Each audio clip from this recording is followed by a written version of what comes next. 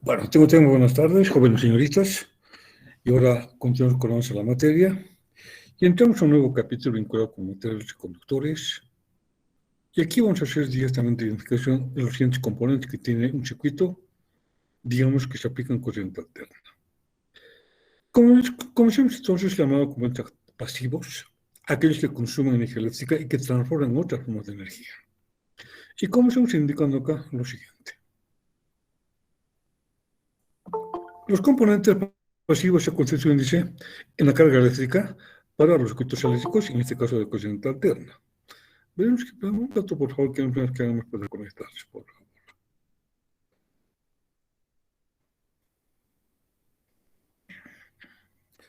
A ver, son las 18 y 7 minutos. Comencemos, por favor, 18 con 15. Así, para que no se interrumpa y avancemos tranquilamente lo que ahora deseamos estudiar. Así que, por favor, voy a apagar mi micrófono un momento. Hasta comenzamos 18 con 15 las clases para no interrumpirnos y tampoco ya dar curso a que nos sigan cortando nuestra presentación. Por favor. Pues que así lo hemos denominado. Entonces aquí estamos definiendo en cuanto a qué se llama un componente pasivo. Bueno, lo lamento, pero ya no podemos interrumpir. Desde acá decíamos que los componentes pasivos se constituyen en la carga eléctrica, así también se llama como carga eléctrica. Por lo tanto, cuando yo me refiero a una carga eléctrica, me refiero concretamente a lo que estamos acá indicando, a cualquier componente pasivo, para circuitos en este caso de corriente alterna, por supuesto. Ahora, desde acá, están formados por resistencias, unidad que disipa calor, energía en forma de calor. Ahora, ¿cómo se presenta? Fíjense que se tiene una resistencia eléctrica, que ustedes han utilizado justamente física 102, tal vez también en el laboratorio de eléctrica. Y para saber cuánto vale la resistencia eléctrica, se me encuentra el código de colores, que se tiene de esta manera, y una franja que indica justamente más o menos cuánto puede ser el valor que aquí estamos determinando. Inclusive creo que tiene algún valor en cuanto a los miles que se tienen que tomar en cuenta. Por otra parte, se tiene acá una ducha con resistencia eléctrica, en este caso, evidentemente, una ducha constituye una cosa práctica para poder aplicar de cómo se consume energía eléctrica y cómo se transforma. Aquí se consume energía eléctrica y se transforma en calor, calentando el agua, por supuesto. Luego tenemos acá una ducha, perdón, tenemos una estufa eléctrica igual. Acá estamos, digamos, energizando con energía eléctrica y estamos transformando en calor mediante la estufa que aquí estamos tomando en cuenta.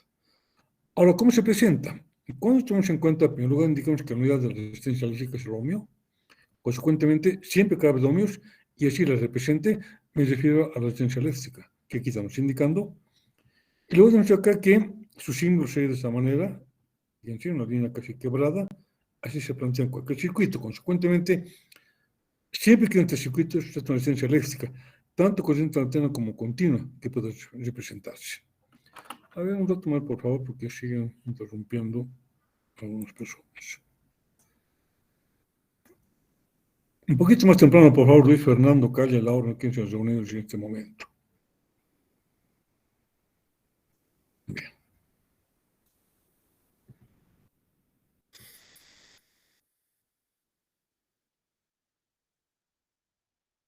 Luego tenemos acá otro elemento importante que sí se caracteriza también en cuanto a la corriente alterna, porque esto no se usa en corriente continua, son las bobinas.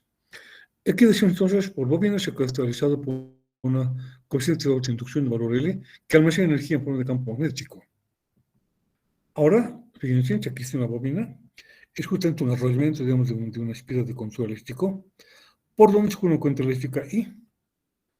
Y tomando en cuenta lo que es la ley de Ampère, que se ve en física 200, lamentablemente acá muy poco vamos solamente a comentar la ley de Ampère, indica que toda corriente eléctrica genera o forma un campo magnético de inducción de valor B. Por ese motivo, acá tengo un campo magnético formado por la corriente que circula en la bobina que aquí estamos tomando en cuenta. Ahora, ¿cómo se caracteriza, digamos, la bobina? Aquí indicado mediante un factor llamado como el cociente L, llamado como de autoinducción, que aquí estamos indicando. ¿De acuerdo? Ahora, ya ven pues cómo se calcula la resistencia inductiva. Aquí, fíjense, tengo otras espiras. Esto se usa en el laboratorio de eléctrica. Acá tiene esta simbología, como indicando que existe Muchas espiras se constituyen justamente una bobina. Ya verán después que se llama, a la resistencia corriente alterna se llama la reactancia inductiva. Digo, después ven con mucho más calma esto que aquí estamos en inductiva.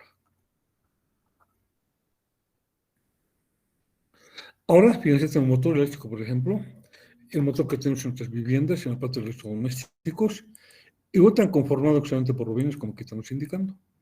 Consecuentemente, acá dice una bobina que estamos caracterizando por decía el coeficiente de autoinducción de valor L, acá pasó a tener un valor L entonces propio de la bobina y también el motor que estamos indicando. Por ese motivo, acá habrá que representar seguramente, y ya vieron también en su momento, que podemos indicar que tendría por una parte una resistencia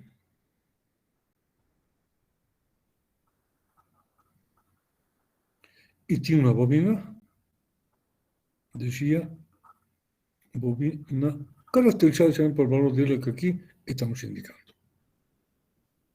A un motor igual, fíjense como motor entonces también tiene un conjunto de bobinas y también evidentemente tiene un conjunto de inducción, que aquí se puede también observar. Entonces, fíjense, esto es importante para poder conocer cómo funciona, en su momento veremos, en el caso del motor que aquí estamos indicando. Ahora, como es unidad, también se miden ohmios, ya veremos por qué motivo y de dónde sale el ohmio, cuando hagamos alguna reducción posteriormente.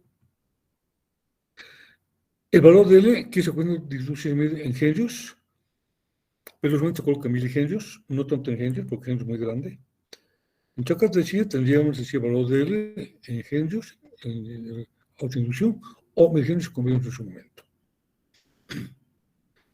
Ahora, como decía, que en milihenrios se puede decir a la menos 3 henrios, o también llamado como mech henrios. Ojo que no se confunda con esto que es la frecuencia. La frecuencia la representamos de esta manera. H con Z. ¿De acuerdo? La frecuencia. Y decíamos acá, estamos tomando un henrio por H simplemente, o milihenrio como aquí estamos indicando. Y luego su simbología es, como decimos acá, es una bobina de esta manera. Ahora tiene esta otra representación, al final directamente entonces así representamos en un circuito de corriente alterna la bobina correspondiente. Y por último tenemos acá terceramente importante en todo el circuito que es la capacitancia con el condensador. De aquí que los condensadores se caracterizan por la capacitancia valor C.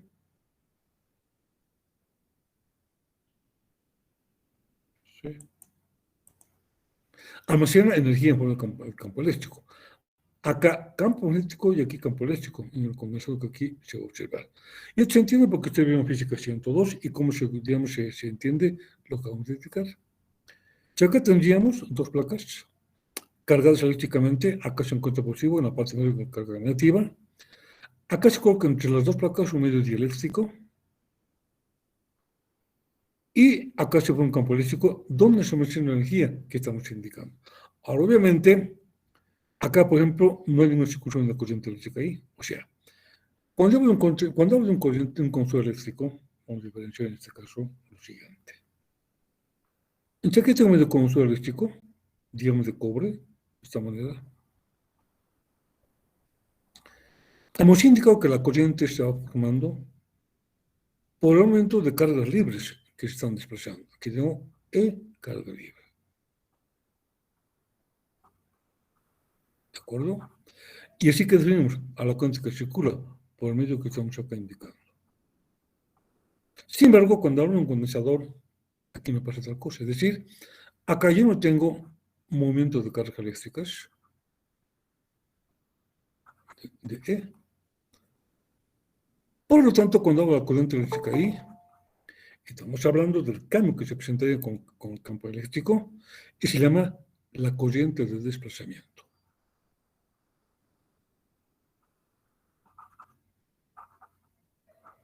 Desplazamiento. Donde evidentemente no son cargas que están moviéndose, pero sin embargo representa la corriente que circula en el circuito que aquí estamos indicando. Pero cuando estamos aplicando, esta vez no nos percatamos y asimilamos como si por aquí circula una corriente, cosa que precisamente es imposible por aquí que estamos anotando.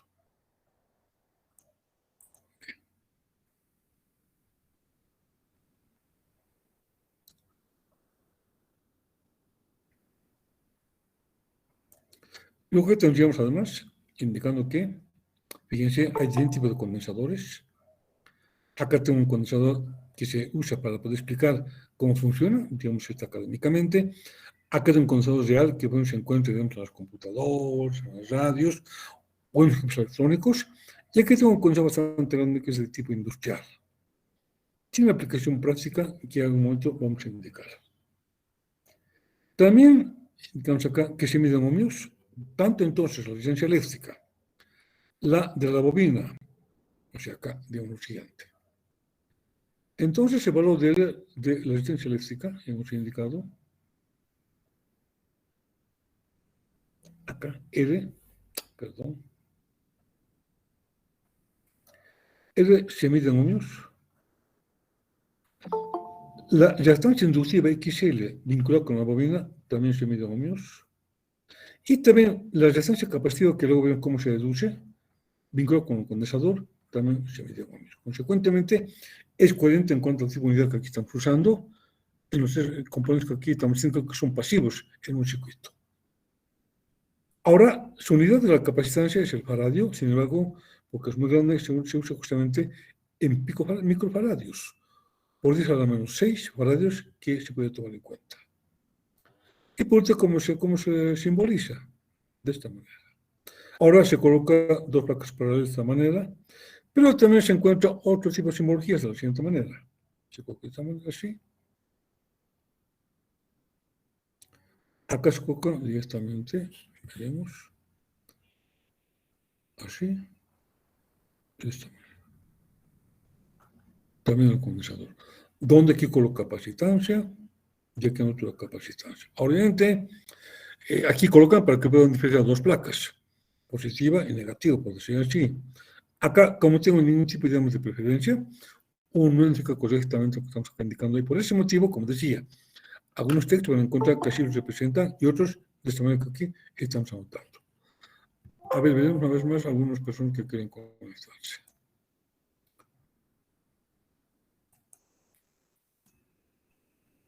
A ver, acordaremos. Comenzamos 6 en punto de la clase. Yo creo que a las 6:50 podemos dar curso para que puedan seguir conectando. Después, yo ya no voy a dar curso porque muchos nos interrumpen, jóvenes señoritas. Mire, son las 6:27 y siguen pidiendo conectarse. Lamentablemente creo que es muy tarde para poder conectarse. Si estuviésemos en la facultad, evidentemente ya no ingresaría nada a la hora porque estaría cerrado. Por ese motivo, les voy a pedir que, por favor, comencemos preferentemente a las 6 en punto. Yo me doy 15 minutos más para poder, sé que muchos más pueden conectarse, pero fíjense, 6:27, 6:30, creo que no vale la pena que sigamos interrumpiendo nuestra presentación. Así que, por favor, voy a pedir que sean un poquito más puntuales a la hora que vamos a iniciar. Bien. Sigamos entonces hablando de lo que estamos notando. Entonces, ya dicho todo esto que hemos indicado, voy a pasar directamente a la siguiente parte que indica lo siguiente. Coloco algunos elementos teóricos que había que tomar en cuenta. Las estudios que se presentan como modelos matemáticos lineales. Enseguida indico por qué es lineal. Lineales, ideales, separados o conformando un conjunto combinado de ellos. Los vectores reales en general representan en mayor o menor grado los tres componentes. Sin embargo, dependiendo de cuál de ellos prevalece, se admite comportamiento independiente, similar a una resistencia bobina o capacitancia o condensador puro. O sea, se acá. Yo separo entonces como fuese resistivo puro cuando representa de esta manera. Aquí coloco este símbolo y yo admito que tengo una resistencia pura. ¿De acuerdo? R puro. Cuando coloco esta misma simbología, voy a admitir que tengo una bobina pura identificada por cuenta de obtención de valor L. Y pues cuando coloco de esta manera una simbología, me un condensador que tiene una capacitancia, acá no hay L vale 0, acá vale 0. ¿Y qué prevalece? Decía, acá la estancia inductiva que enseguida vamos a definir, y acá la capacitiva. Ahora, ¿qué pasa en la vida real? Evidentemente, las tres se combinan. Sin embargo, ¿por qué pasa en el caso de una ducha? En una ducha, si bien, como una ducha es un conjunto de espiras, ¿así? acá circula corriente, acá generamos calor y calentamos el agua. Sin embargo, el hecho de que tenga aquí varias espiras, aquí que tengo una bobina. Y consecuentemente, ¿qué es lo que tengo? Un cociente de autoindulto. Sin embargo, cuando yo comparo el objeto que tendría el valor de R con XL, él es mucho más grande y por ese motivo se asume como fuese solamente una resistencia, lo que aquí estamos colocando. ¿Qué pasa en el caso de un motor? En el caso de un motor me indica que tendría una bobina. Y dado que la bobina es bastante influyente en lo que es su comportamiento, yo puedo admitir que aquí R vale 0, cosa que no es cierto, pero yo admito que vale 0 para simplificar, y asumo como fuese toda una bobina pura y coloco el XL. De igual manera, cuando coloco, por ejemplo, acá, decía condensador, fíjense que lo que pasa acá, voy a colocar dos placas, y acá tengo el medio dieléctrico en el condensador, así. Ahora bien, ya había comentado que aquí no hay flujo de corriente, o sea, no hay flujo de cargas eléctricas, y por lo tanto, aquí he indicado que se presenta la llamada corriente de desplazamiento. Entonces aquí se carga, decía, el condensado, digamos, más, menos, más, acá, menos, y en la placa internamente se presenta una carga polarizada, o sea que tengo menos, aquí más y más, ¿de acuerdo? Sin embargo, aquí hay corriente de fuga, aquí hay una corriente de fuga y termina por acá. Aquí hay otra corriente de fuga y termina por acá. Por lo tanto, acá también hay una resistencia eléctrica, pero por simplicidad yo asumo que vale 0 y que admito que solamente tiene una resistencia capacitiva, porque se comporta como esencialmente como fuese un condensador puro, que aquí estamos indicando. Por ese motivo, como decía, a partir de ahora, yo voy a representar, decir de esa manera, un circuito, anotando independientemente R, XL y XC, como aquí se está observando. Entonces vamos ahora para seguir avanzando.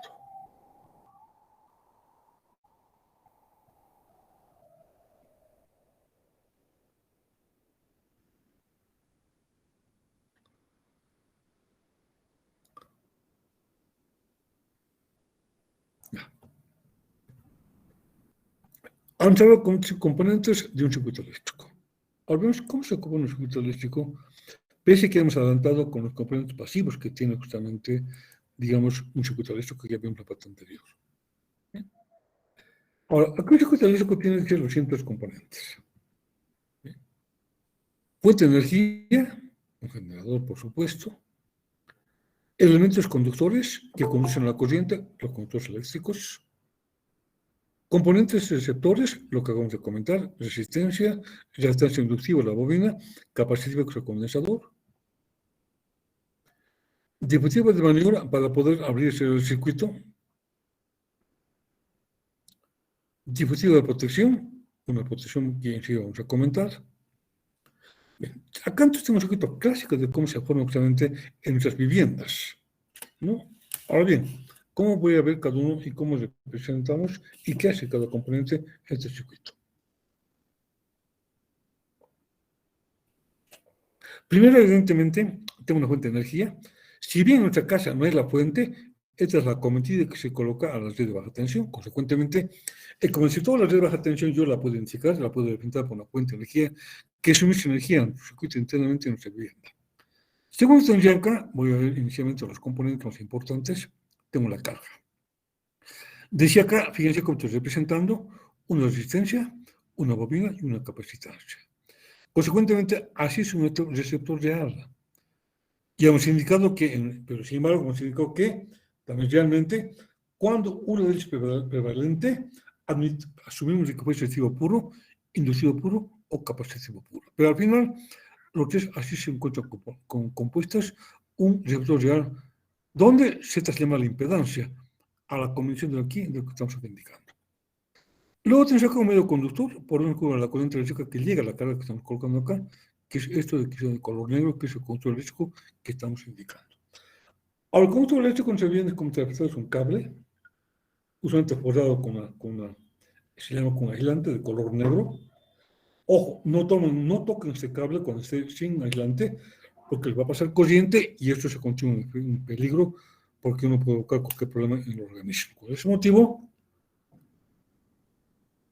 Si por algún motivo tienen que tocar un cable, debe estar completamente aislado el cable para evitar cualquier riesgo que aquí estamos comentando. Ahora, cuando yo quiero energizar, que aquí tengo una ducha o tengo un foco, digamos. Cuando yo quiero energizar esto, quiero prender, aquí coloco el circuito de maniobra. El caso de un foco es un interruptor, ¿de acuerdo? Pues contigo. Yo aquí conecto y esto funciona, desconecto y esto deja de funcionar. Por lo tanto, se llama dispositivo de maniobra.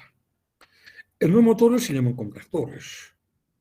En la luz se llama interruptor, perdón. Y luego tengo acá el llamado dispositivo de protección. Aquí se presenta así lo que se llama un breaker o termomagnético que se coloca en nuestro vivienda. Ahora, ¿qué función tiene? Si por un motivo que esto es un cortocircuito, y que es un cortocircuito, vamos acá físicamente, gráficamente. Un cortocircuito sería cuando, por algún motivo accidental, este cable entra en contacto con el cable en la parte inferior. Así. Este se llama como cable de fase, y se llama como cable del conductor neutro.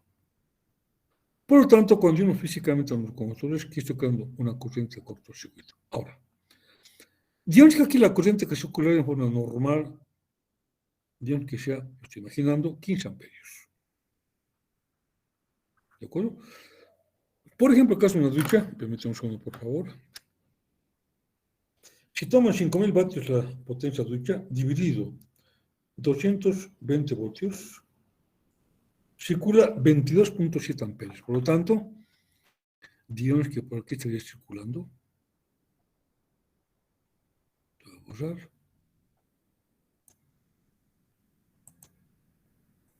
Aquí tendría nuevamente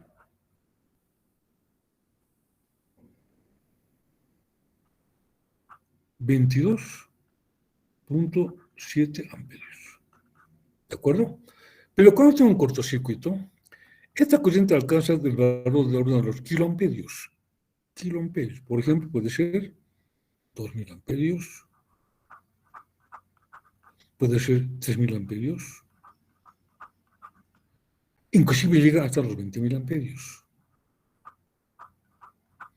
Ahora es cierto que la corriente ha sido la décima, esto se presenta en la parte industrial. En las viviendas se presenta de 2000 hacia abajo la corriente de cortocircuito. Ahora, ¿qué veces tiene una cuenta de cortocircuito? Ya veremos después, pero para adelantarme, dijimos, y eso física 102, pero no te voy a comentar. Se llama el efecto Joule. El efecto Joule. O sea, la potencia que se disipa, que vale de veces la corriente I al cuadrado. Consecuentemente, fíjense, una corriente tan grande, una potencia elevadísima, y que provoca calentamiento.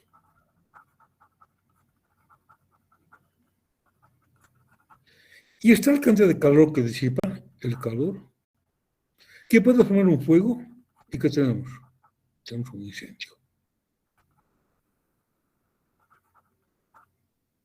Un fuego. ¿De acuerdo? Por lo tanto, por ese motivo se coloca una protección. ¿Para qué? Cuando hay una corriente, esto lo interrumpa y evitemos que la corriente siga presente, provocando el problema que aquí estamos indicando. Ahora, ¿esto a qué lleva ese comentario que estoy haciendo? Por ejemplo, perdón, vamos a ver lo siguiente. Entonces, si por ejemplo no trabaja la protección que estamos acá indicando, aquí hay un riesgo, acabamos de comentar, que hay un incendio. Porque se calienta de tal manera el cable que no puede soportar tanta corriente, el calor que disipa, y aquí se provoca un incendio. Por ese motivo, estamos indicando que la protección debe ser tan rápida que interrumpa la falla que aquí se ha presentado. Ahora, esta falla que estamos acá indicando se interrumpe en tiempos, por ejemplo, en el orden de, por ejemplo, puede ser menor a los 100 milisegundos. O sea, menor a, digamos, sería 0.1 segundo. Fíjense los datos que tiene que ser. Y cuando compramos, esto ocurre usualmente, nos compramos dispositivos baratos, de mala calidad, consumimos el riesgo de que no interrumpa y se presenta aquí lo que estamos comentando. Por ese motivo, ustedes en sus viviendas no, digamos, escatimen algún precio que se presenta cuando la persona es buena y lo colocan aquí, como estamos indicando. A veces uno marca al alto, que es la feria de 10 de julio. Encontramos protecciones que tienen un precio de 10 bolivianos, 12 bolivianos, y comparando que venden una BB, una marca, digamos, mucho más importante, que se encuentra en las tiendas más importantes, aparte que tiene un precio de 30 bolivianos, uno coca el de 10 y no el de 30. ¿Cuál es el riesgo? Lo que aquí estamos comentando, que no funcione y como que ha ocurrido. Consecuentemente, pues evidentemente, como es protección, hay que colocar una buena calidad que interrumpa, como aquí estamos explicando. Bien. ¿Hasta aquí alguna pregunta, alguna duda? Repito esto que acabo de comentar. Adelante, por favor. ¿Alguna duda, algún comentario? Inclusive, si tienen un comentario para su casa, que ahora lo podemos indicar. Bien, entonces seguimos avanzando. Okay. Adelante, por favor. Inge, ese dispositivo de protección, en lo que nos está mostrando es ese, ¿qué pasaría que si pudiéramos instalar ese dispositivo en protección, tendría que ser también en serie, también como en paralelo? Así como está en serie. ¿Por qué? Porque entendemos la corriente que está circulando. Ahora, lo que pasa es que cuando hablamos, ya vamos a ver en su momento, por ejemplo, aquí yo puedo colocar más cargas, por ejemplo, puede ser así. Puede ser así. Aquí puedo colocar otra impedancia, así, de esta manera. Aquí coloco otra impedancia, y evidentemente los tres se encuentran en paralelo. Por lo tanto, yo les estoy indicando que la protección siempre coloca al inicio del circuito, no importa la carga como estamos conectando.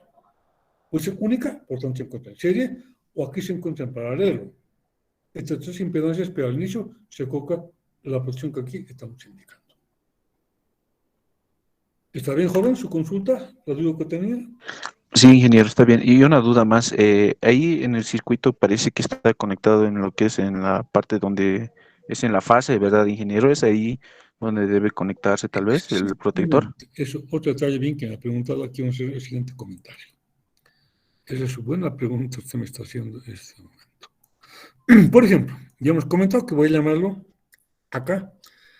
Acá se encuentra el lado positivo, digamos, acá de la fuente correspondiente. Acá la voy a llamar como la fase. ¿Por qué? Porque tiene potencial. Aquí llamo como fase. Y en la parte, digamos, inferior, la parte negativa, lo voy a llamar conductor neutro. Ahora, este conductor neutro usualmente se coloca a tierra. Por el motivo, no tiene potencial o tiene potencial cero. Así. ¿De acuerdo? Ahora, entonces, ¿qué pasa? Cuando yo coloco ¿dónde debo colocar entonces, decía acá la protección? En la fase correspondiente y no así en conductor neutro. Ahora bien, veo aquí va a ser una cosa interesante. Quiero que esto lo puedan ver con calma porque es importante esto que acabo de comentar lo siguiente. Voy a dejar acá un foco, ¿de acuerdo? Puede ser un foco cualquiera, puede ser de LED, puede ser incandescente, lo que fuese. Y aquí debo tomar en cuenta la parte donde estamos conectando y colocando el socket. Así. Ya que tengo la bombilla. Así es. Pues ahora por ahora me interesa lo que tengo que internamente. Aquí tendría de esta manera. La rosca así, así la rosca y la rosca. ¿De acuerdo? Y luego coloco acá, externamente, vamos a colocar acá justamente, digamos, de esta manera. Cuando estamos conectando justamente, así, ahora, en esta parte, viene conexión. ¿De acuerdo? Ahora, este punto que tengo en la parte superior, en el foco, acá tiene que venir la fase. ¿De acuerdo? Y aquí lateralmente viene el conductor neutro.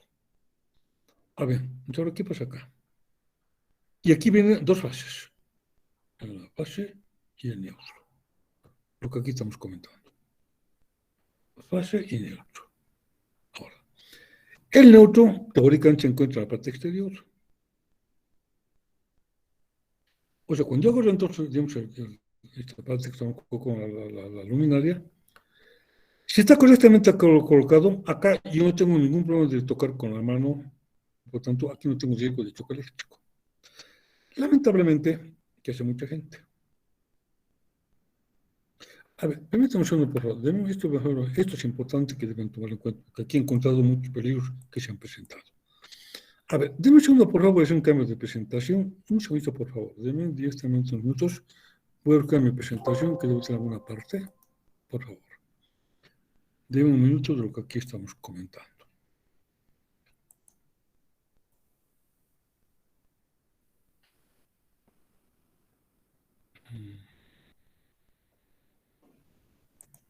Digo porque tengo una mejor representación, porque a veces el dibujo no siempre lo puedo realizar tan correctamente como debería ser. Permítame ver acá, voy a ver dónde se encuentra. No está acá. Vamos a ver acá.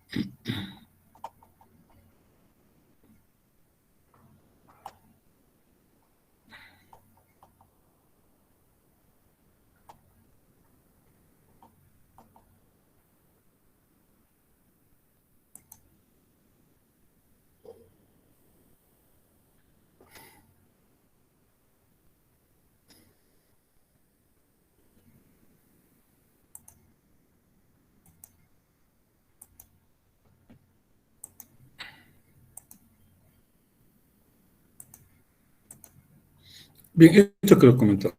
Aquí va a ver con mayor exactitud lo que quería que puedan observar. Y esto tratan de evitar en sus casas, pues motivo de tener mucho cuidado con lo que ahora vamos a comentar. Se quiere decir que este un foco que estamos conectando se llama polaridad invertida. Teóricamente, ¿cómo debería ser?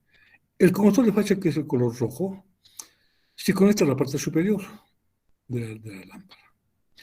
Y el conductor neutro que viene por acá, que tiene potencial cero en la parte lateral. Por lo tanto, cuando yo estoy agarrando acá, por ejemplo, el foco, está correctamente conectado. No tengo problema de tocar esta parte, puede ser accidentalmente o intencionalmente, que me pase corriente.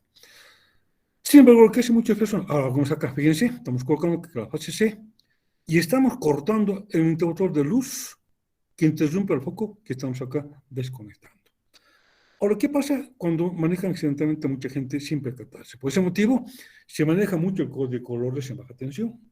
Por ejemplo, aquí se colocaría el color rojo como fase y el neutro como celeste o azul, celeste o blanco, que aquí se puede colocar.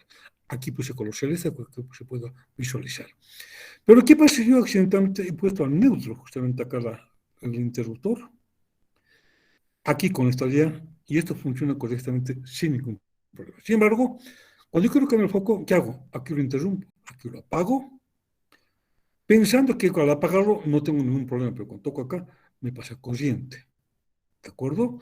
Y esa corriente ha provocado caídas bastante peligrosas, y por ese motivo lo que he colocado de la manera como que estamos indicando. Ahora es cierto de que esta práctica se realiza, más bien este error se comete cuando los cables son de un solo color. La gente va, compra el color negro, por ejemplo, que es el cable que más se utiliza. Bien, los electricistas colocan como sea sus cables, a veces colocan así, que sea lo correcto, y colocan así, colocando el riesgo a la persona que se encuentra, de la manera que aquí estamos indicando. Esta forma que aquí he notado, bueno, hace mucho tiempo, porque, por ejemplo, la muerte de, no sé, el Barbachoco, ¿te recuerdan? Un narcotraficante que había pillado en el Perú, que estuvo acá muchos años en la cárcel de San Pedro. Cuando salió de seguramente ya cumplió con su pena, seguramente, a su casa, de lo que cuentan, y en su cocina él trató de cambiar un poco. Contaba la suerte que estaba colgado de esa manera, él ha tocado la parte aquí con tensión, como todos reaccionamos directamente, soltando directamente acá con la mano, estaba en un lugar, digamos, con poco equilibrio, cayó con tan mala suerte que la cabeza golpeó la parte directamente del mesón y tuvo una muerte instantánea. Fíjense la desgracia por el problema que aquí estamos indicando. Por ese motivo, fíjense, tengo que tener mucho cuidado. Hace 2 o 3 años aquí ha muerto una persona en la cancha Zapata.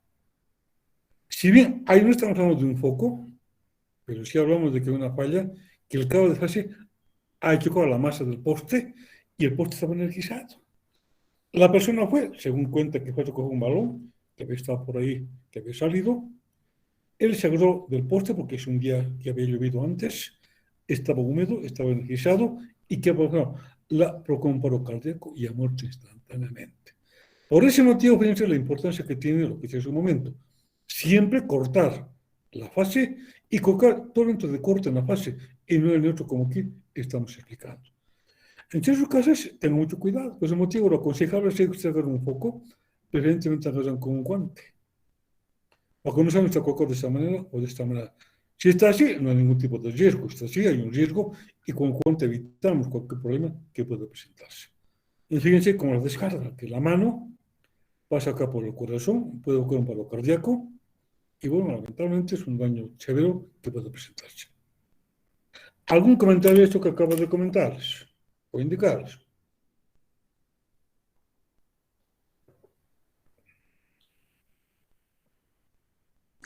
Ingeniero, una pregunta. Adelante. Ingeniero, si tuviéramos esos dos cables, la fase y el neutro, ¿cómo sabríamos cuál es cuál? Si no está con colores. A ver, si hay es un desarmado que venden en la calle que cuesta 15 bolivianos, ¿no? Que lo tocan. Lo tocan y usted agarra en cualquier parte metálica. Si el boquete se prende, eso es la fase. Si no se prende, es el conductor neutro. Ahora aquí, ¿cómo sabrían? Tendría que destapar justamente aquel interruptor y colocar es un desarmadorcito pequeño, que decir que cuesta 10, 15 bolivianos, y si tocan y prende el poquito, está correctamente instalado. Pero es así, colocan y no prende nada, está invertido como aquí le estamos indicando. Y los otros, mediante un tester, que también se puede averiguar cuál control está correctamente instalado para que sea de esta y no de esta manera. ¿Alguna consulta?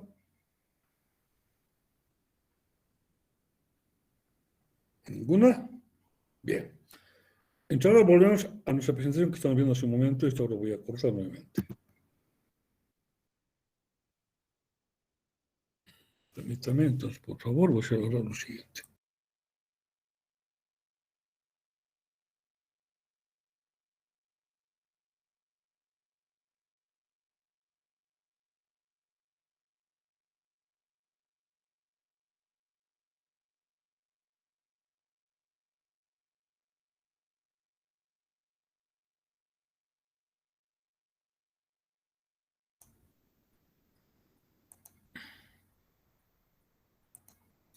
Entonces ya concluimos con que estamos indicando de cómo compone un circuito. Aquí hicimos un repaso muy rápido y pasamos a la siguiente parte. Acá le comentaba, entonces, siempre se pone de esta manera un circuito para que no haya problema cuando funcione correctamente y no sea un riesgo para que hagan toque los puntos que aquí estamos indicando. ¿Bien? Entonces, vamos a la llamada ley de Ohm. Antes, había comentado circuitos lineales. Bien. ¿Ustedes recuerdan cuando era física 102 que decíamos? Decíamos ley de Ohm. Ley de Ohm. Y decíamos en un circuito lineal.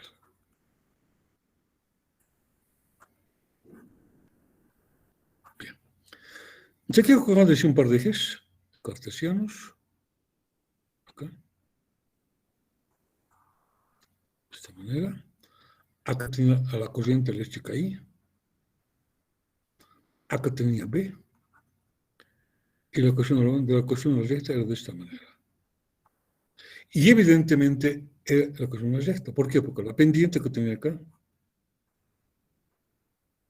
era la inversa del valor de R. ¿De acuerdo? Por ese motivo se llamaba circuito lineal.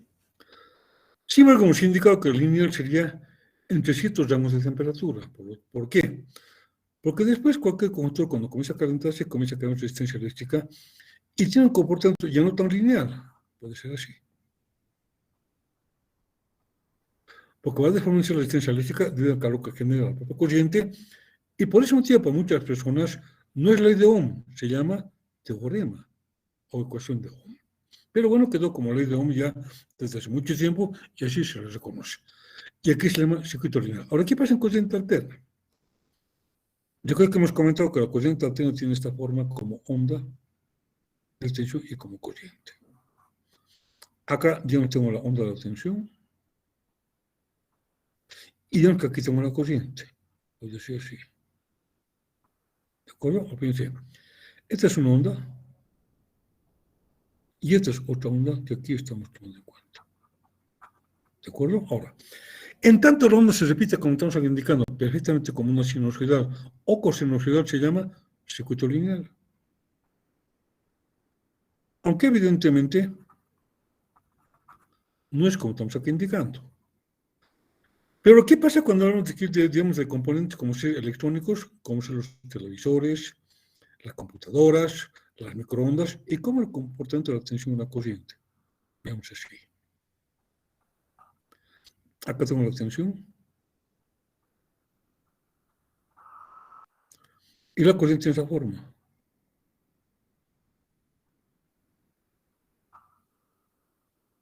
Y esto ya no es una onda. Y se dice circuito no lineal. No lineal. ¿De acuerdo? Ahora, evidentemente, lo que vemos en el curso es este circuito lineal que estamos aquí indicando, donde la forma de la onda no va a cambiar. Puede ser desfasado así, por ejemplo, puede ser así. Acá yo que tengo la tensión, de esta manera, y la corriente así.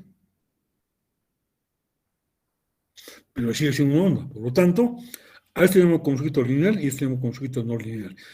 ¿Y cómo decíamos esto se presenta? Se llaman corrientes armónicas o poliarmónicas. Se presenta en los televisores, en los microondas, digamos en las computadoras, y evidentemente obedece al tipo de estudio que se realiza en otras materias que aquí no vamos a ver. Por lo tanto, yo cuando diga lineal me refiero a este caso que aquí estamos indicando de cómo la forma de la onda no va a cambiar, que no sea que sería por el poliarmónico, que distorsione esta parte, que no aplicamos la ley como aquí estamos indicando.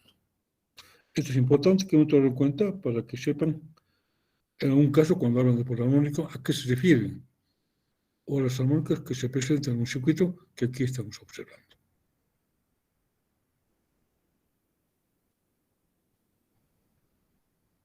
Bien.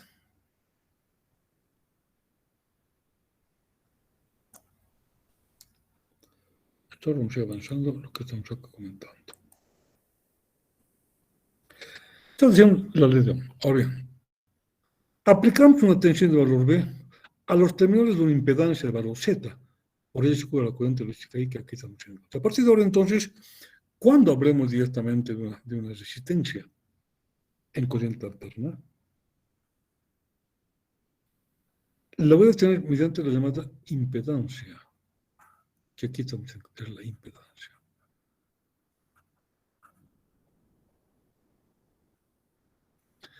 Si bien está conformada por una resistencia,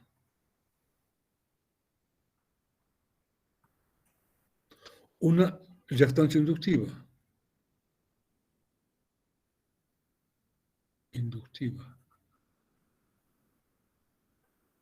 y capacitiva, a la combinación que se llama impedancia. Y esto solamente es en corriente alterna y no es en corriente continua. Por ese motivo, no vemos en física 202 lo que acabo de comentar.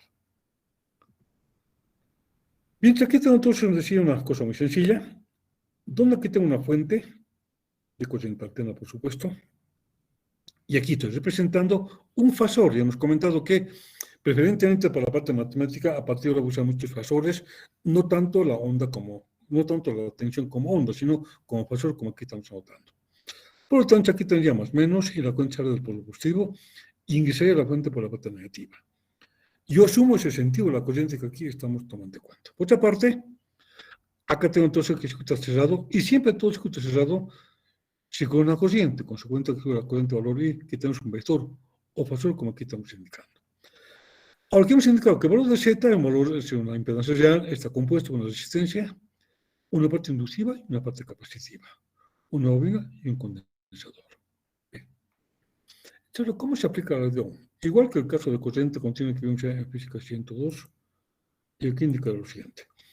La corriente eléctrica I, en este caso sería de corriente alterna, es proporcional, dice, a la diferencia de potencial o tensión de valor B, aquí en esa potencial que vale B, e inversamente proporcional a la impedancia de valor Z que aquí estamos indicando. O sea, I vale B sobre Z. ¿Qué pasaba cuando era corriente continua? Y vimos en física 102, decíamos de la siguiente manera. Decía acá, I de su indicado,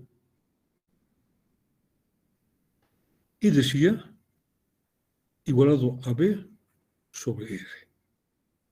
¿De acuerdo? Ahora en este caso particular, dado que corriente alterna, yo cojo impedancia, igual que el caso cuando tenía en corriente continua. Sin embargo, ahora aquí, estos simplemente son magnitudes escalares. Magnitudes escalares. Acá tengo magnitudes vectoriales o fasoriales. O fasor. Evidentemente, el tratamiento es diferente. Ya no puedo ser tan sencillamente como hicimos esta parte, esta multiplicación. ¿Por qué? Este tiene un módulo y tiene un argumento. Acá, un módulo argumento y también debe, como resultado, un módulo y un argumento. Ahora. Sin embargo, ahora aquí. A la inversa de la impedancia se llama la admitancia. O sea, si aquí I vale entonces a I por B. Esto vamos a posar. O sea,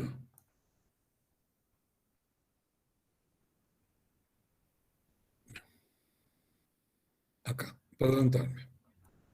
Fíjense, aquí decía lo siguiente. Aunque después veremos con más calma, pero aquí para que no quede suelta esa parte. Bien. Decía acá I, ¿vale? Como fasor, siempre con una flechita acá. Aunque a veces no se dan cuenta que uno asume ya porque es corriente alterna. Decía B sobre Z.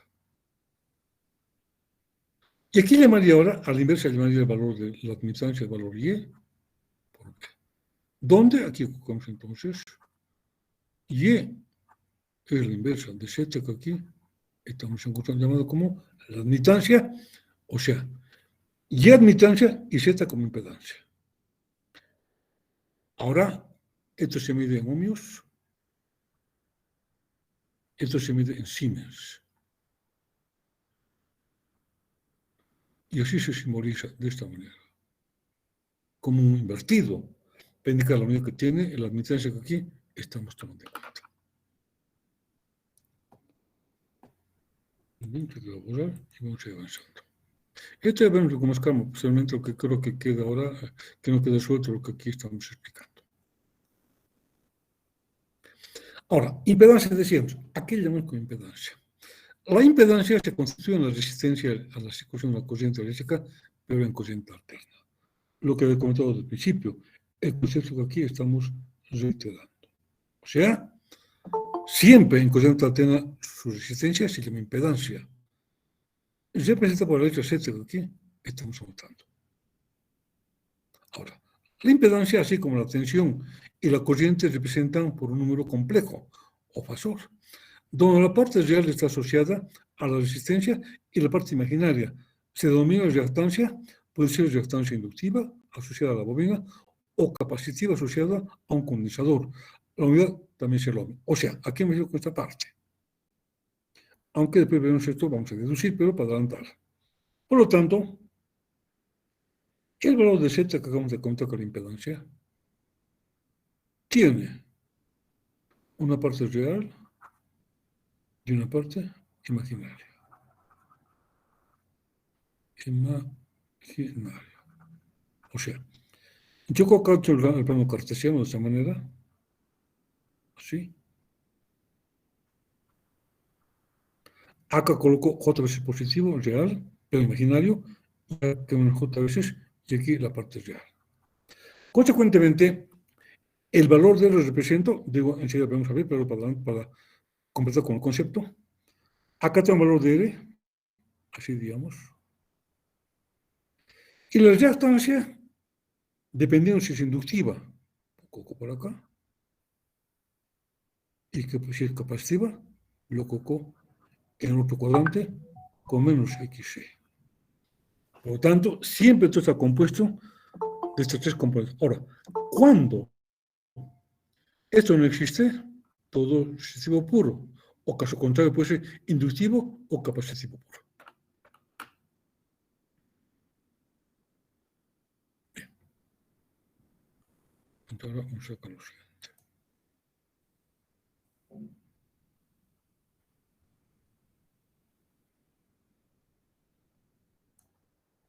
Ahora, ¿cómo se entra el valor de Z? Lo que había contado desde el principio. Z vale la parte real, a la resistencia, más J veces XL, aquí me he equivocado, tiene que ser menos XE. Esto no puede ser positivo nunca, eso que me he equivocado, y después lo voy a corregir, ¿de acuerdo? Bueno, corregimos acá para que me llene a ver, permítame. Esto es menos J veces C. Sí.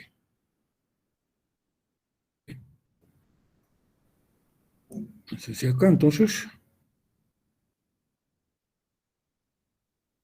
yo decía, resistencia eléctrica en la parte real, reactancia inductiva de la bobina, positivo, y reactancia capacitiva negativa, y definimos la impedancia eléctrica aquí, estamos anotando. Entonces, aquí se ve la admitancia. La admitancia representa la facilidad de C, o sea, fíjense, como Z representa la resistencia, Z representa la resistencia en corriente alterna,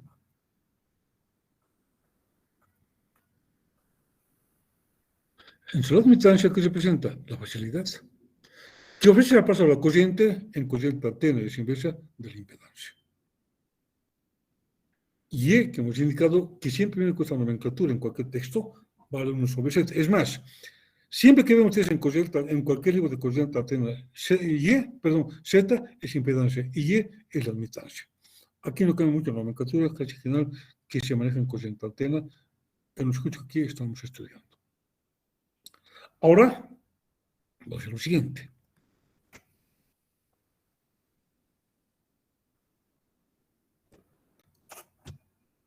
Como Z es un número complejo, coloco vale entonces 1 sobre R más J veces X. Cualquier X. Acá multiplico por el conjugado y divido el conjugado. R menos J veces X, R dividido entre menos X. ¿Cuánto es de acá? R menos J veces X dividido entre cuánto? Entre el cuadrado más X al cuadrado el valor de y que aquí estamos encontrando. De esta manera, podemos determinar entonces, y esta es la admitancia, con la ecuación A, que aquí estamos determinando, a partir de la impedancia, que es la inversa de la admitancia que aquí estamos observando. ¿Y es que, en qué se mide? En Siemens, como dijimos ya en la parte anterior. Ahora, fíjense, tendréis la parte real, que vale L dividido L cuadrado más L cuadrado, menos J veces X sobre L cuadrado más L cuadrado. Cuando la impedancia tiene positivo, la admitancia tiene negativo.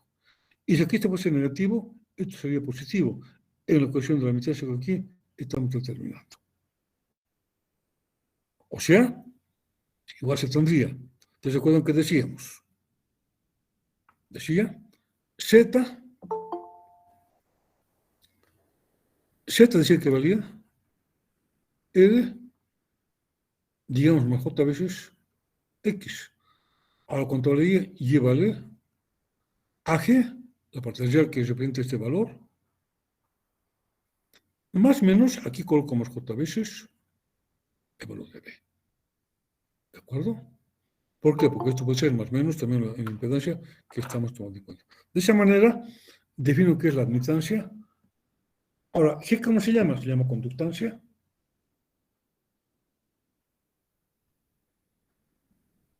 Y B se llama la susceptancia.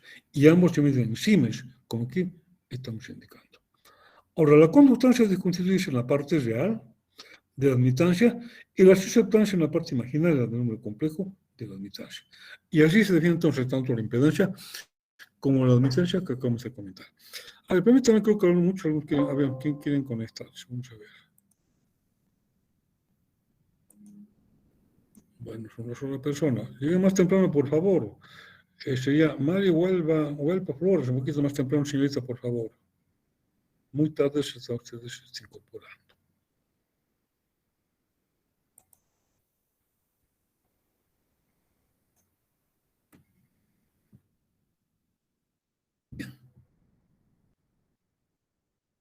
¿Sabes qué pasa con la corriente del cuerpo humano? Que es un dato importante que también hay que tomar en cuenta. Recuerden que esta materia es de aplicación, por lo tanto, si ahora vemos qué pasa con el cuerpo humano. El cuerpo humano, como está conformado, también tenemos electrones, también el cuerpo humano es un medio conductor. Si bien tiene un comportamiento muy particular comparado con lo que es el cobre, el aluminio, evidentemente el cuerpo humano tiene ahora este comportamiento. En el cuerpo humano acá también se constituye un medio conductor de la corriente eléctrica, en corriente alterna o corriente continua. Bien, aquí tenemos una persona, entonces, fíjense.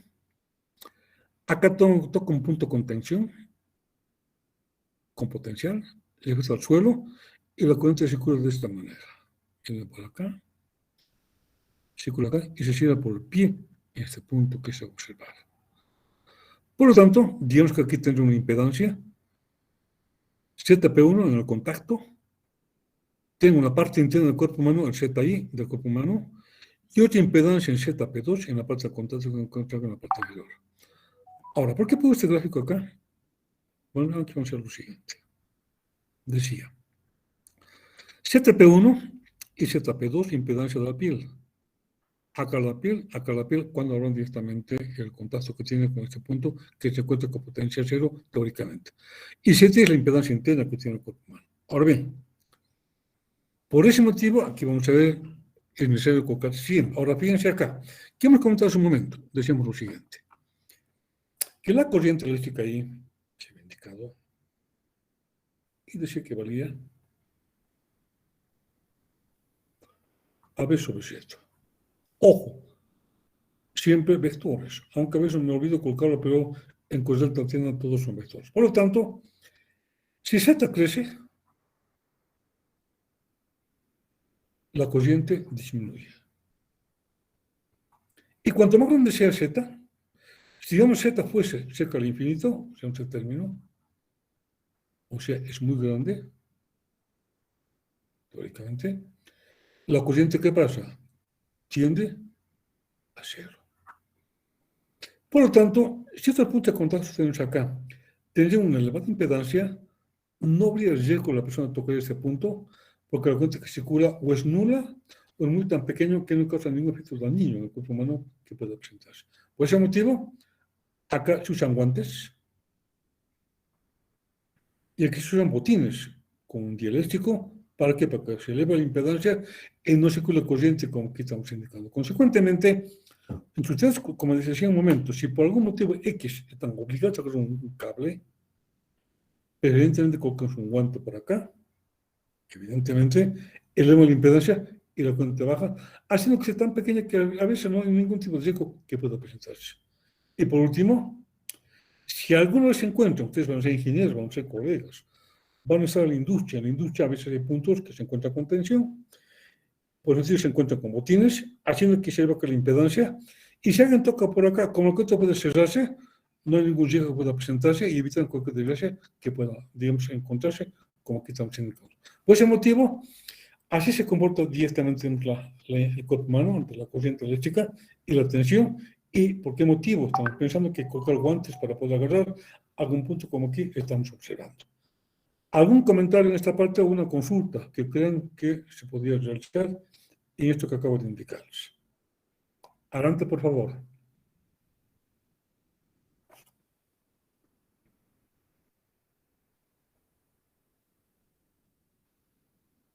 Bien, y aquí el problema de la ducha. Fíjense qué pasa con la ducha. Estamos como, digamos, sin ningún tipo de protección y aquí estamos descalzos. Y aquí está húmedo.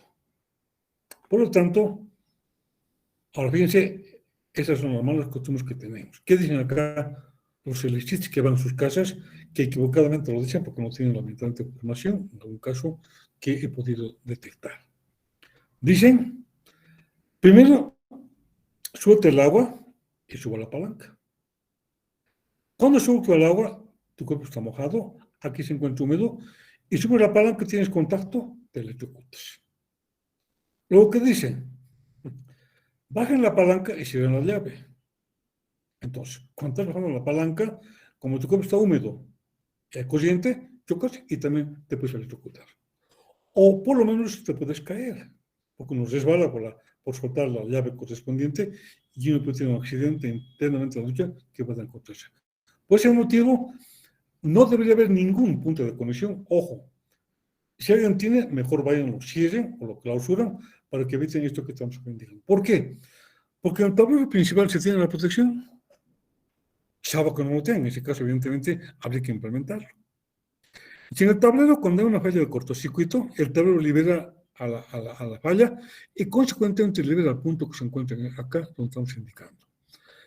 Y ahora, ¿por qué motivo esto no es necesario? Porque los duches tienen un resorte que por la acción del agua se baja los contactos, hacen contacto, y cuando no hay agua, el resorte los separa, ¿y qué pasa? Interrumpe y no hay corriente que circula. Por ese motivo, no requiere estar manipulando la ducha y evitando el riesgo que estamos acá indicando que se puede presentar. Entonces yo les aconsejo, si alguien tiene este problema, evite lo que estamos acá notando, digan a su papá, como consejos un electricista, que coloque la protección en su tablero y anulamos que encuentre la ducha, porque el riesgo que estamos indicando que se puede presentar.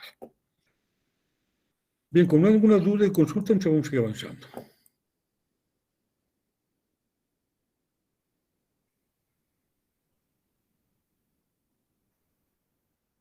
Bien.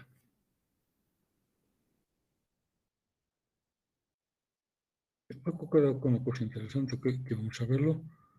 Lo coloco directamente acá. Dice acá, al interior del cuerpo humano, por ejemplo, en las células del corazón, al interior, dice, de las membranas, se presenta una distribución de carga mayoritariamente negativa, por lo tanto, hacia el exterior se comporta como una carga positiva. Ahora aquí, fíjense, esto pasa en la célula, por ejemplo, que estamos indicando, pero ¿qué pasa con el cuerpo humano? Acá tengo impedancia y aquí tengo tensión. Consecuentemente, dependiendo cuánto va la tensión o la impedancia del cuerpo, puede cambiar. Es más, acá, el gráfico anterior que estamos acá indicando corresponde a valores estadísticos de la impedancia del cuerpo humano, trayectoria mano-pie, con tensión de contacto de hasta 7000 voltios. Acá, no, hasta 700 voltios, aquí me he equivocado. impedancia hasta 700 voltios, aquí voy a cambiarlo. Bien. Pero ¿cómo se cuerpo humano? Debemos encontrar estadísticamente impedancia total del cuerpo humano en corriente alterna. Trayectoria mano a mano, piel seca, superficie en contacto, entre 50 y 100 centímetros cuadrados, frecuencia de 50 ciclos o 50 Hz por segundo. Bien.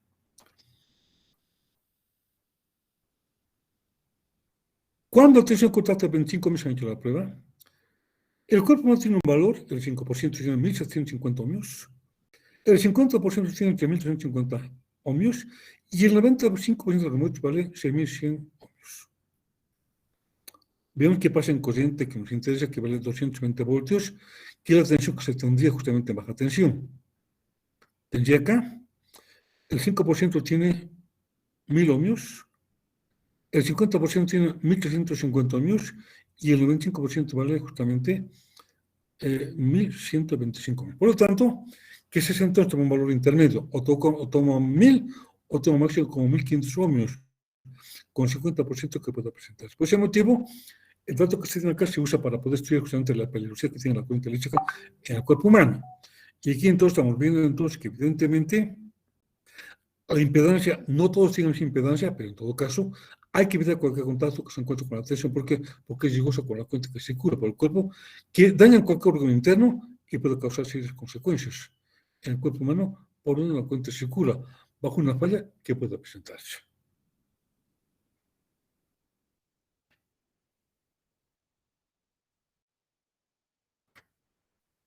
La peligrosidad de la corriente eléctrica en el cuerpo humano.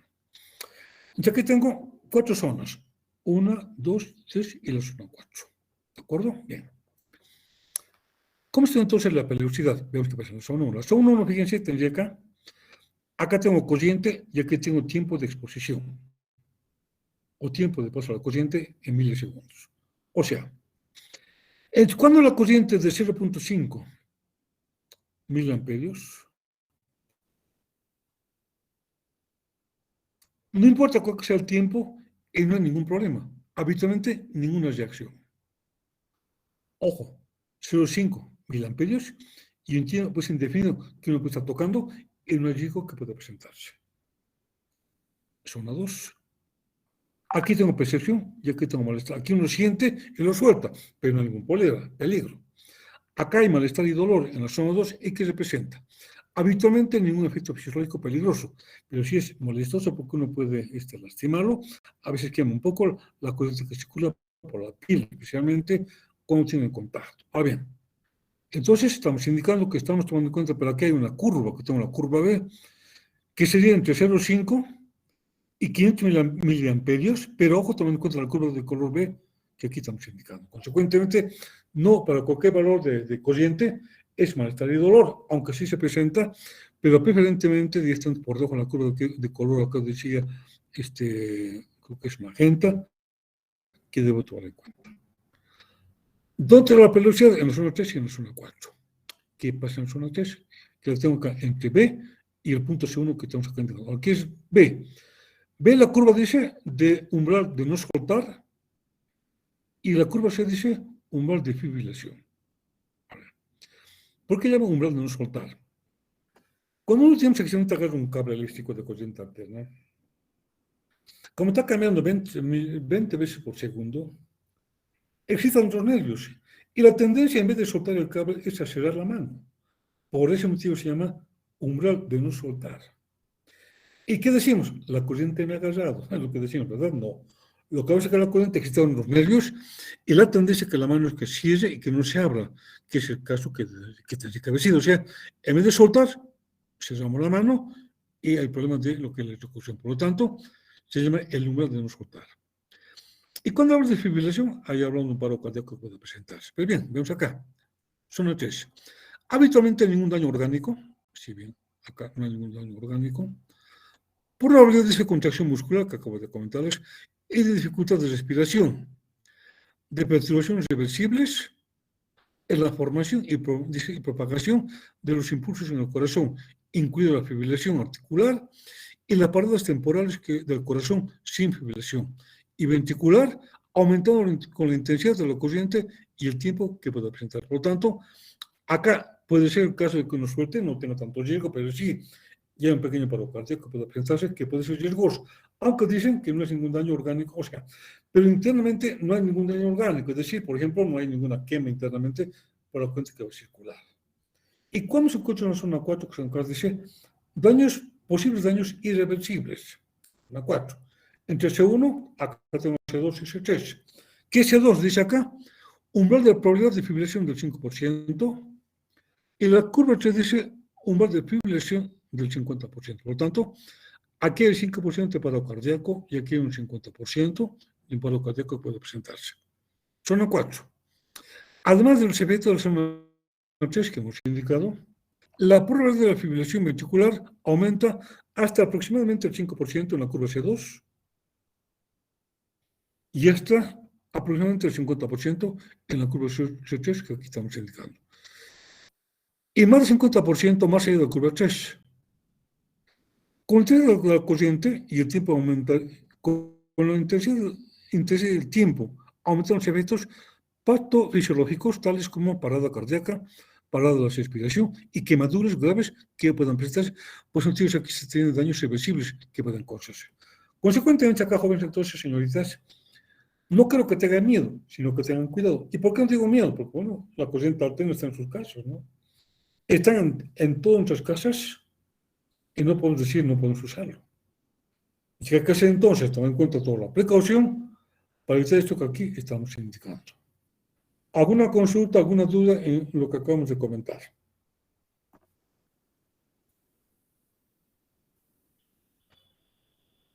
¿Qué dicen? A ver. Ingeniero, una pregunta. Sí, adelante. Bueno, yo había escuchado alguna vez, ¿no? Que con la corriente continua, la corriente no presentaríamos nosotros el reflejo de apretar, ¿no? ¿Perdón, Sino el que qué? con la corriente continua, ingeniero, con Sí, la ¿qué pasa? con la corriente continua no se presentaría el reflejo de cerrar el puño, de apretar. Eso es cierto, porque como es corriente alterna, con no excita mucho nervio, uno puede soltar. Por eso motivo, teóricamente, la corriente continua es menos peligrosa que la corriente alterna. También, ingeniero, gracias. Ya. ¿Alguna consulta más? Bueno, espero que lo que estamos comentando pues estén tomando nota para que eviten cualquier riesgo que pueda encontrarse. Yo tengo acá nuestras curvas más para poder terminar esa parte que vale la pena tomarla en cuenta. Bien. Aquí se llama la tensión de contacto. Entonces aquí la norma plantea tres límites, 12 voltios, 25 y 50 voltios. Esta curva de color media verde, verde oscura, es de corriente alterna, y la de color rojo es de corriente continua. Corriente alterna y corriente continua. Ahora bien, acá se encuentra emplazamiento de 50 voltios para emplazamientos secos, 24 voltios para emplazamientos húmedos y 12 voltios para emplazamientos mojados. Por lo tanto, por ejemplo, digamos que el living comedor puede ser para 50 voltios, o nuestro dormitorio puede ser, digamos, en la cocina, o puede ser directamente en donde lavarropas, 24 voltios, pero en la ducha o en la piscina, 12 voltios, que es la parte más riesgosa que puede encontrarse. Ahora bien, entre ¿cuánto es la tensión de contacto límite y cuánto es el tiempo que se debe exponer? Veamos. Veamos qué pasa, digamos, si tuviese, digamos, una ducha que tengo acá, de 12 voltios.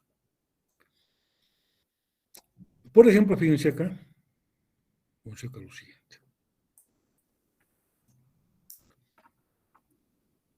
Acá tengo 200 voltios, en esta parte, y por aquí se encuentra entre los 220 voltios. Aquí tengo 220. Por lo tanto, el tiempo que me expongo debe ser menor a ¿qué? A 0,01 segundos. Y obviamente cuando uno agarra un cable, nadie suelta en un tiempo tan pequeño como aquí estamos indicando. ¿No? O sea, sería en 10 milisegundos. O sea, fíjense, habría que seleccionar este tiempo soltando al punto con contacto y evitar cualquier riesgo que pueda presentarse. Cosa que es imposible. Decimos 1 es un segundo, aquí hablo de milisegundos. Por ese motivo, ¿quién interrumpe entonces? ¿Quién interrumpe el tiempo? Interrumpe las protecciones. Por ese motivo, comentaba hace un momento, jóvenes coloquen buenas protecciones para evitar esto que estamos aquí indicando. Bien. Ahora, ¿qué pasa en todo caso, digamos, ahora, qué pasaría en un lugar húmedo, como dicen en la cocina, o puede ser directamente, digamos, las ropas? Acá vendría. Y el tiempo que voy a exponer está en el orden de 0.02 segundos. Y por último, cuando hablamos directamente, digamos, de un ambiente como sea nuestro dormitorio o nuestro living comedor, estamos por acá, más o menos, y el tiempo sería cerca de cuánto? Cerca de los 24 a 0.05 milisegundos. Por ese motivo, fíjense de cómo hay que evitar cualquier tipo, digamos, de protección deficiente. ¿Para qué? Para que reaccione como aquí estamos indicando ante una falla que puede encontrarse. Bien, aquí tenemos un cuadro de zoom entonces de la siguiente manera. Acá. Tengo entonces, decíamos, aquí tengo ahora solamente para este dato que tengo esta parte que sería para emplazamientos secos de 50 voltios.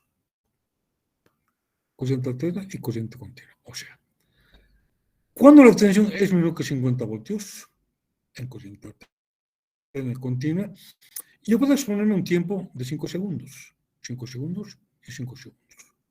Pero ojo, a no 50 voltios, pues esto no existe. Esto es teórico para nosotros. ¿Cuánto vale para nosotros? Esta tensión. Por lo tanto, en cuanto es real, en corriente alterna por 120 voltios, habría que exponer como máximo 0.17 segundos. Le calculó 0.40 milisegundos. Por ese motivo, usted ve entonces la importancia que tiene tomar en cuenta este cuadrito para que sepamos directamente qué tiempo podemos exponernos.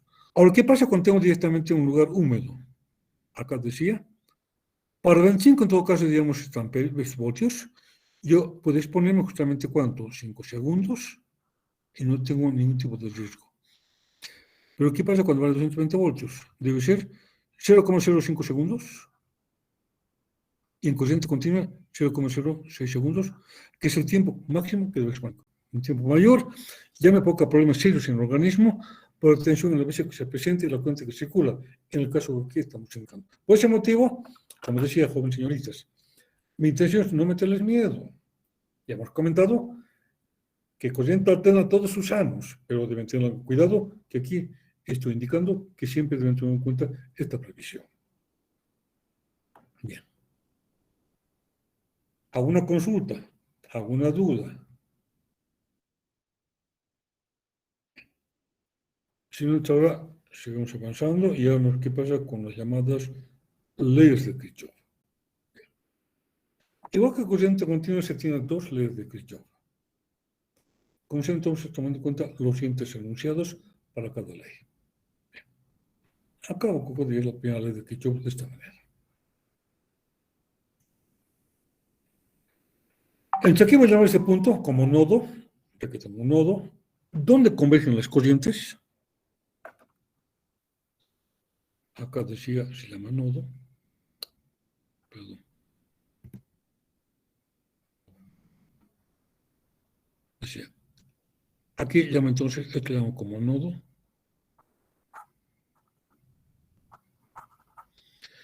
Y a los conductores que llevan la corriente llamo como ramas.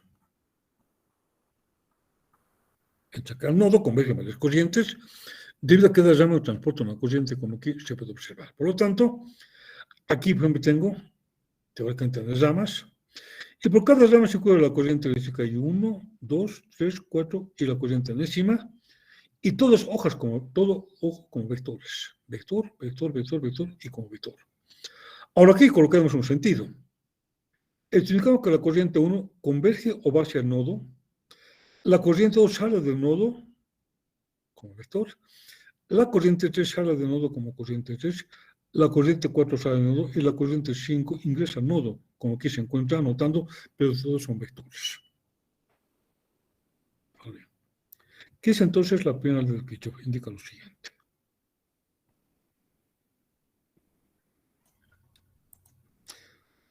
La primera ley se representa la conservación de la carga eléctrica. O sea, aquí no hay consumo de carga, la carga que ingresa debe salir.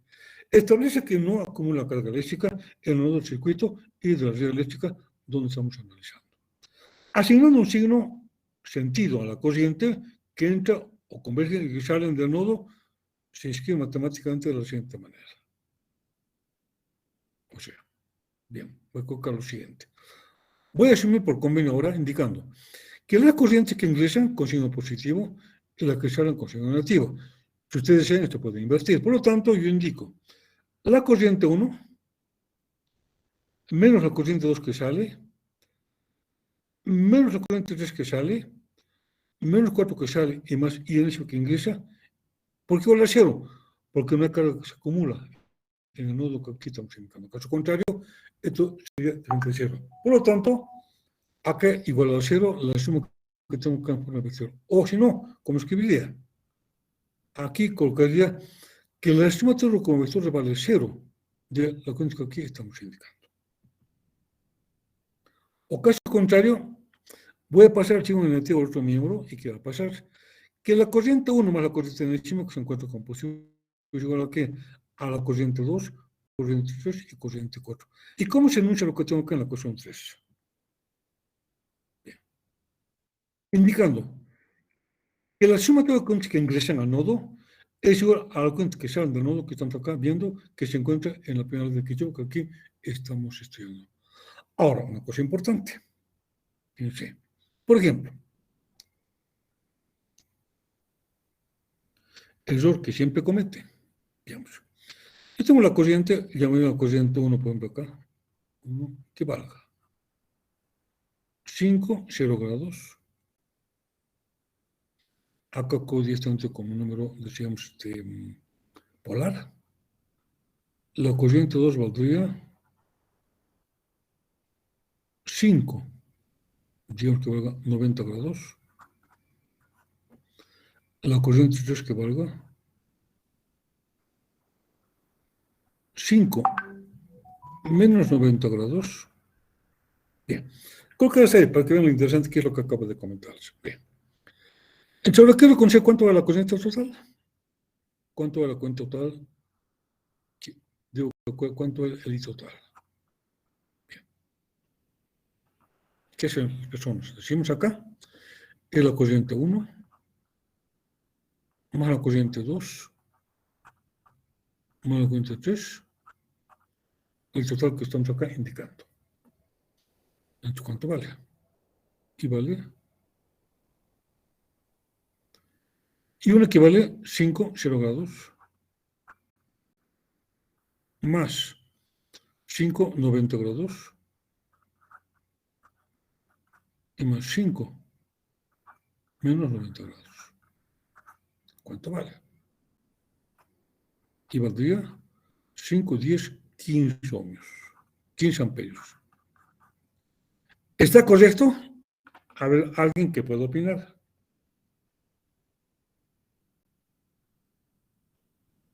Nadie, no hay ninguna opinión, ni a favor ni en contra. Está mal. ¿Por qué? Porque son vectores. Como tendría que ser. Voy a gráfica como vector porque ve cómo sale el resultante que debo tomar en cuenta. Aquí tomaría entonces el eje cartesiano. Tomo en cuenta así. De esta manera. ¿Ahora bien? La corriente 1 dice 5, 0 grados. Tengo por acá. 5 amperios. La corriente dice 5, 90 grados. Se encuentra por acá. Acá, digamos. Acá. 5 y lo traslado por acá.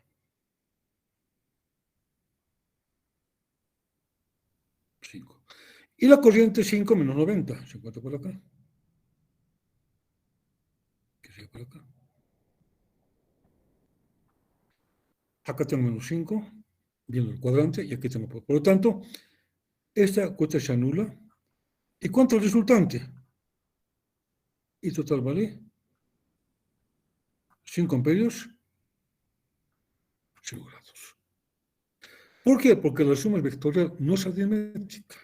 Por ese motivo, lo que tenía acá es equivocado sumar aritméticamente 5, 10 y 15 amperios, que no es correcto lo que aquí estamos determinando. Y ya vimos cómo representamos como fasores lo que aquí indicaba el gráfico que es resuelto. Hago una consulta en la última parte que es importante, que se tiene que entender. ¿Alguna consulta, alguna duda? Por favor, adelante. Bueno, no hay ninguna duda. Entonces sigamos avanzando.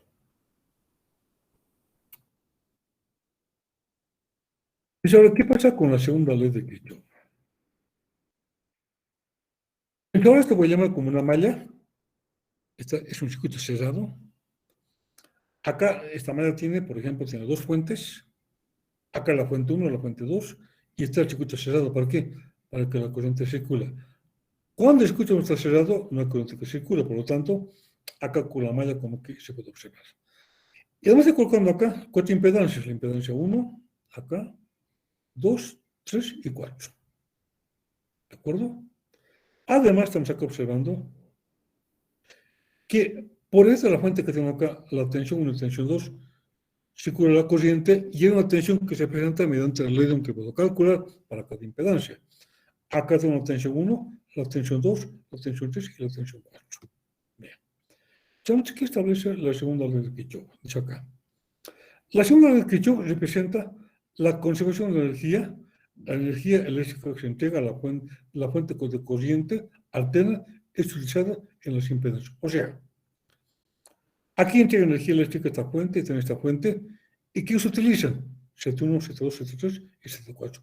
Consecuentemente, y por eso se llama, aquí estamos representando la conservación de la energía. Energía no se destruye, sino en este caso se transforma. Energía eléctrica que estamos transformando, aquí puede ser en calor, aquí en trabajo mecánico, y cualquier elemento que aquí estamos tomando en cuenta. ¿Bien?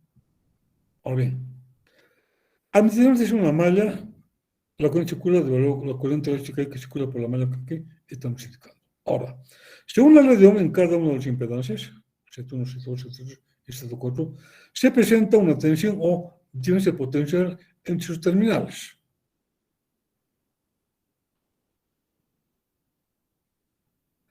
¿Y cuánto es la tensión B1? B1 vale entonces a la impedancia Z por la corriente eléctrica I.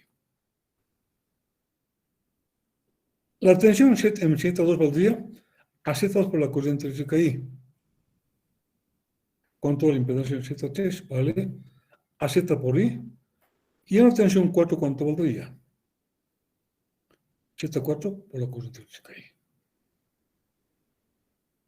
Ahora bien, la segunda electricidad acá se expresa con la tensión de la fuente y las tensiones que se presentan en cada una de las... O sea, entre el balance que hacemos acá, que hemos indicado anteriormente,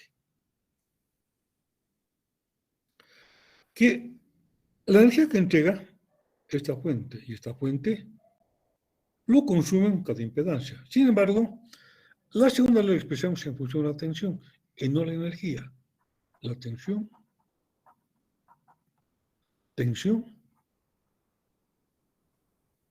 de la fuente y la tensión de cada impedancia. ¿De acuerdo? Ahora bien, entonces ahora, voy a asignar nuevamente un signo, tomando en cuenta arbitrariamente un sentido de la corriente que voy a establecer. Por lo tanto, por ejemplo, la corriente que coloco aquí tiene justamente esta forma de cómo está acá describiendo. Por acá, fíjense, ¿sí? Por acá, eso sí. Ahora bien, en la fuente 1 estoy colocando que la corriente ingresa por el polo negativo y la que ingresa por el polo positivo. Ahora, cuando la corriente ingresa por el polo negativo, yo voy a asumir que esta tensión es positiva. 1 positivo. Y cuando ingresa por el polo positivo, la fuente negativa, entonces aquí la fuente 2 es negativa. ¿Para qué? Para que, digamos, sumo correctamente la potencia de cada fuente que aquí estamos encontrando. O sea, entonces, ¿cómo aquí quedaría? Ahora, ¿cuál es el balance? Que la suma de tensión de las fuentes debe ser igual a la suma de tensiones que se encuentran en cada impedancia que aquí estamos encontrando. O sea, Decía, como ingresa por el polo positivo, negativo, perdón, asumo tensión positiva, la tensión 1, sigo por acá, entra por el polo positivo, asumo como tensión negativa, uso 2, igualado a la tensión 1, 2, 3 enésima y 4 que se presenta en cada impedancia que aquí, conforme al malla que aquí estamos observando. O sea, estamos indicando que la sumatoria de la fuente de tensión es igual a la sumatoria de las tensiones que se presentan en cada impedancia que aquí estamos indicando. Ahora, algunos que lo llaman esta tensión, lo llaman como caída de tensión. En cada impedancia que aquí estamos aumentando. O sea, que sea acá.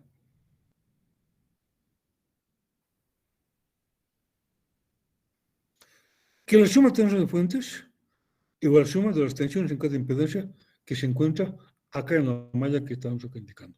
Solamente se aplica aquí en la malla correspondiente el signo de más o menos a las fuentes y no si la impedancia que aquí se encuentra de la malla que aquí estamos observando.